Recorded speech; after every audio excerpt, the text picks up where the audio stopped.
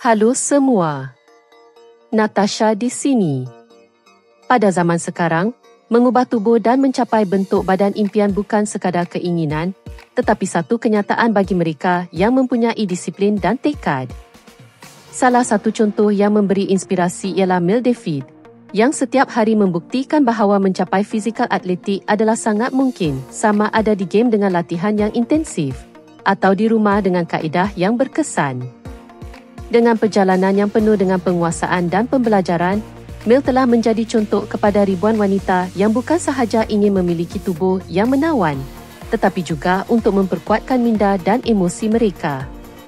Dengan lebih daripada 800,000 pengikut, beliau menonjol dalam dunia kecergasan kerana perubahan dirinya yang mengagumkan dan kandungan yang memberi motivasi. Namun, sesiapa yang beranggapan bahawa Mel sentiasa mempunyai tubuh yang hebat ini, mereka silap. Sebenarnya, beliau dulunya sangat kurus, dan perubahannya adalah hasil daripada bertahun-tahun latihan yang fokus dan pemakanan yang seimbang. Kini, tubuhnya yang terlatih, dengan kaki yang cantik dan perut yang hebat, adalah hasil daripada dedikasi yang tinggi dan usaha yang berterusan.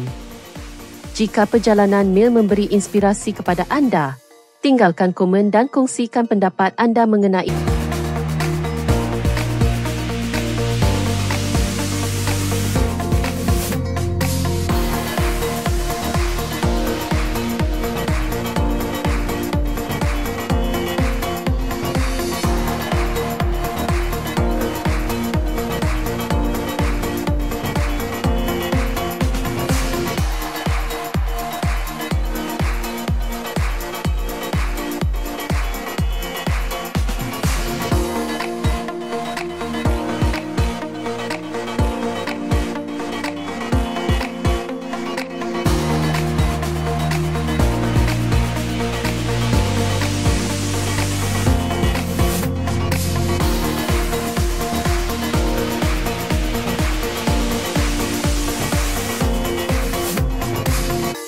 perubahan yang luar biasa ini.